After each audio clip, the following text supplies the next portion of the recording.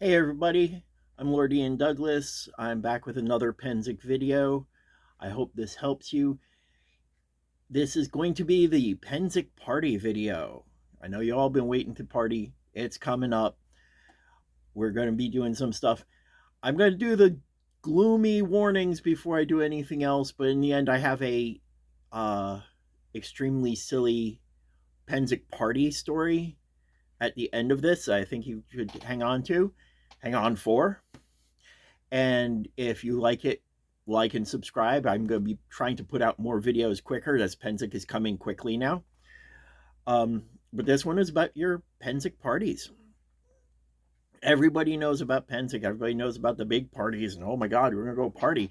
And that's great. Um, the evolution of the parties has been an interesting thing. If this is your first Pennsic, take it easy. You're going to remember me saying that and going, yeah, I should have taken it easy. Yeah, take it easy. First things first, you're going to want to, before you go out partying, make sure you have your ID with you. Make sure you have some money with you. These parties, the bigger parties, don't pay for themselves. There's nothing to buy, but there's usually a tip jar or something around to help support things, offset the cost and stuff. And, we all help each other out. So if you're drinking their alcohol and eating their food and partaking in whatever's going on, throw some money in the cup. But make sure you have your ID with you. Also, if you're new, remember where you live. Remember where your camp is, your camp name, the street you're on, and your block number if you can. It's not unusual for some camps to have a mug with, if found, please return to, and their camp name on it. This way, you send the newbie out drinking. Here, have your mug, bring it back, or have it bring you back. There you go. Before you go out partying, you're going to want a pre-party, and that doesn't mean what it means in the mundane world. It means actually eat something. Actually eat something, actually drink something non-alcoholic. Some Gatorade, or personally, because my system will handle it, I usually drink a good bit of chocolate milk. Story on chocolate milk, go see the other video about chocolate milk. But something to settle your stomach before you go out drinking.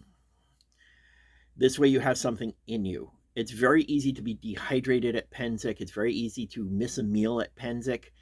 And in the real world, if you were going out drinking on an empty stomach, that would be a bad idea. Well, now you're in the heat, walking around doing it. Yeah, it's going to catch up with you really quick. So take it easy. Make sure you get something in your stomach before you start drinking. As far as drinking is concerned itself, it doesn't hurt to have your own alcohol. If you are sharing alcohol with people, if it is something store-bought, please leave the labels on it. Please leave it. If you're sharing bottled like beer or something, let them open it. Don't go opening things. If somebody's handing you open bottles, think about that. Next, when you go out drinking, get yourself a drinking cup. And make sure it's clean before you leave. Another safety tip that has nothing to do with alcohol, but ew. And no, alcohol doesn't kill everything as people think it does. Just clean it. Do yourself the favor. When you're picking out a drinking vessel, get a slightly smaller one than you think. And then get a really small one. The reason for this is you sooner or later are going to see somebody out there. Every year I see somebody with this. It's a tankard, this big around, this tall, with a big flip lid, and it's really a cooler. It's supposed to be filled with ice that you put things in, but somebody uses it as a drinking vessel. Every year you see some new person with that. Or they went and bought themselves a drinking horn that's like a full steer horn, like 3.5 feet long, holds like 3 gallons of something. You're not going to drink 3 gallons of anything at any given time. And if you do, you're being rude and greedy. And if you fill it up and you don't manage to finish it, you're being rude, greedy, and wasteful. It's always easier to go back with a smaller vessel and get a second drink than it is to sit there and go, I've had too much. Oh boy, I guess I could. You know, significantly better. So, you know, think about something that will hold maybe a beer. That's fine. That will do you. You can always get another one. And if they're out of alcohol and you still go find the next party, or it's time to go home. You drank them dry, go home. The second cup, the small cup, is your taster cup. You're going to run into people who make things and or have drinks made, and you just may not know what the hell it is. If you go and get your big mug filled with their homemade mead or brew or whatever they made, and it's horrid, it's bad. This person is so excited that you're trying their project that they made for Pennsic, that this is their project, and you're sitting there going, dear God, this is horrible. And you filled your big mug up with it. Not only is your big mug now going to taste like whatever that nasty stuff they made is, but you're going to have to drink it in front of them or find some nice way to pour it out, because you don't want to hurt their feelings, because they're helping you, they're giving you their work. They spent money and time and effort to make this, and now you're going, ugh. If you got a little bitty, like a shot glass type thing, maybe a little bigger, but not much. Somebody says, hey, I just made something. Can I try? Do you want to try it? You can pull out the little tasting cup. Ideally, something that doesn't impart flavor. So certain metals and stuff aren't great. But glass breaks, ceramic breaks. It's Pennsic. Do your best. But, you know, an ounce or two shot glass size cup, you're fine. And if it's bad, you can choke it down and be like, no, thanks, dude, that was good. Thank you, man. It's okay. Thank you. And you can move on. You didn't contaminate your big cup for it. As far as sharing alcohol is concerned, guys, there is a lot of very nice people at Pennsic. And then there are people who take advantage of the fact that there are a lot of nice people at Pennsic, and they take advantage of you. And yeah, let's put this back into a mundane modern day perspective. You're right now in a city you've never been to, on a street name that you don't know, in a bar you've never been to, in a sketchy part of the neighborhood where everyone uses a fake name from someplace else, and they're now handing you alcohol that you can't identify. Would you take that drink? Probably not. So, having the idea here, use the same judgment. Would you drink that? Probably not. With that said, there are people who do spend their time brewing and making concoctions for their friends to drink, and the vast majority of them are okay. But when you go to get a drink and you say, hey, do you want to try this? Do you want to try this? And it has some weird name that doesn't sound like a good idea, whatever. Ask them what's in it. Ask them to be specific as to what's in it.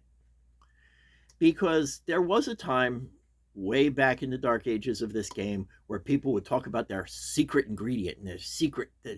There's no secrets in this stuff no more. Don't accept it's a secret. If it's a secret, let it stay a secret with someone else.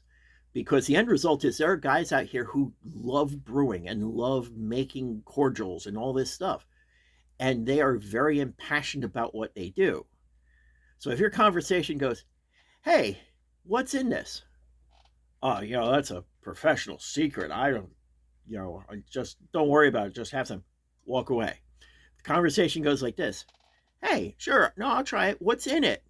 oh, you see, I got these hops, but you got to get them from France because if they're not from the right part of France, and no, not the champagne thing, I know everyone says that joke, but and then I had to have it imported, and then I distilled the water because I couldn't get water from France, so I distilled the water, and then I did a mineral sampling to put the minerals back in the water so as close to French water as I could get, and then I found out I could probably use Perrier, but that would have been kind of weird. And be prepared to get the most in-depth discussion on something you had no idea was coming just because you wanted to find out what kind of beer it was.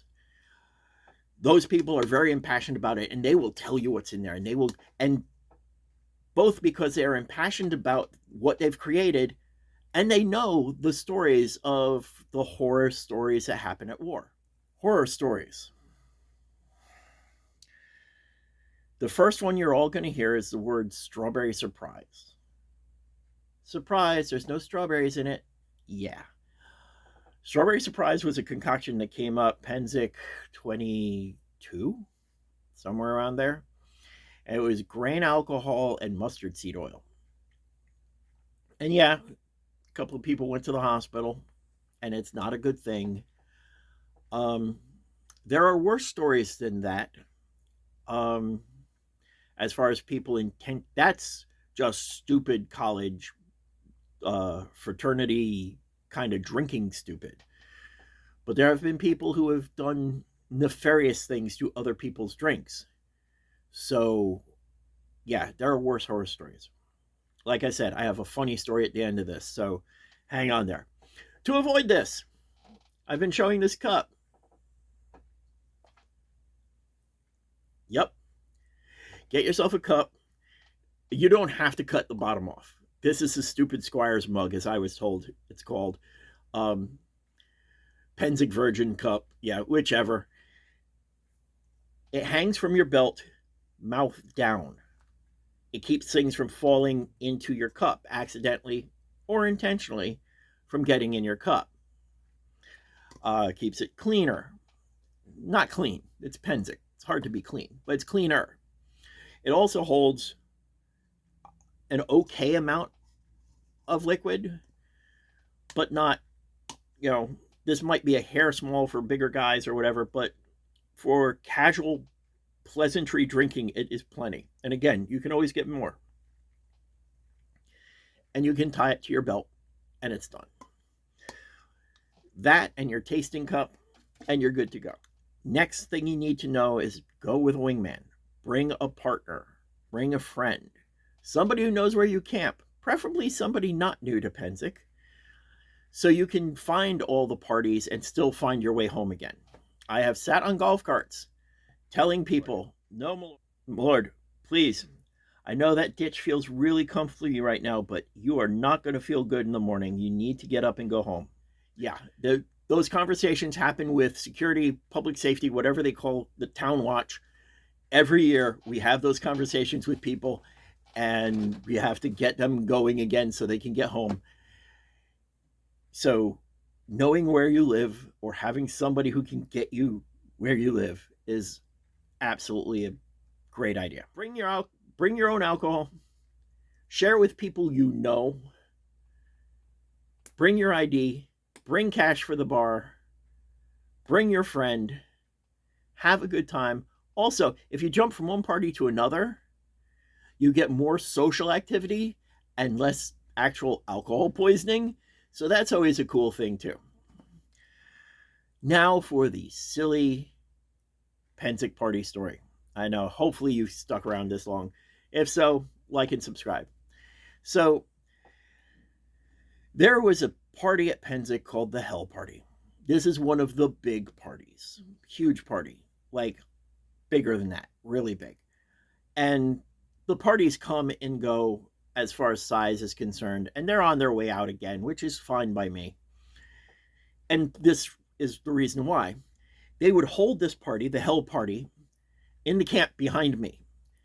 And literally they would have people at the gate counting how many people come in because they weren't allowing more than 1,000 people in the camp at a time. Yeah, that kind of party. And there's a line going up the road waiting to get in. So somebody leaves, they bring the next person in. The first Hell Party was really fun. And then every preceding Hell Party after that was more people trying to see what it was about than actually party, and it got less and less fun each time. Now, people would show up and they still had a great time because they never saw it before, and oh my God, this big to do. But for the people who were running the party, it was dragging real hard. They did not like people breaking into their tents and stealing stuff, puking in their camp, drinking all the alcohol and not tipping, making a mess of our porta johns, making a mess of our neighborhood. They got tired of it. So one year they decided not to do it. And because it's their vacation, it costs a lot of money to run those size parties, a lot of effort. So they said, we're not going to do it. But they didn't make a big deal out of it. They just weren't going to do it. But everybody kept pestering them. When's the hell party? When's the hell party? And somebody said, oh, we're not doing it. No, we're not doing it this year. We sold all the stuff off to another camp. Well, who's doing it? Where is it going to be? Just look for the signs. You'll know. It'll be Tuesday. Just look for the signs. And Tuesday came around. They went out with sidewalk chalk outside their camp and put a big arrow going, hell, this way. The road that goes around the lake is paved, which means you can put sidewalk chalk on the road going around the lake. And 20 yards up, another arrow saying, hell, this way. Hell, this way, hell, this way, hell, this way, hell, this way, till it came back to the first part. So yes, they put arrows going all the way around the lake saying hell party this way. And then they just sat in their hammocks watching people see this thing. And they're drinking. They brought their own alcohol too. So they're drinking, walking around the lake, looking for the hell party, and seeing how many times they could get them to walk around the lake. Yeah, that's the kind of antics that happen at Pennsic. There are plenty of smaller parties and bardic circles and dances and stuff where you can just keep going all night. I have played music till dawn multiple times at Pennsic. It's not hard to do. But make sure you're hydrated. It was 102 degrees out right now, and I'm in Pennsylvania. So it's going to be a warm war, guys. Have fun. And here comes a cute cat photo. See you guys at war.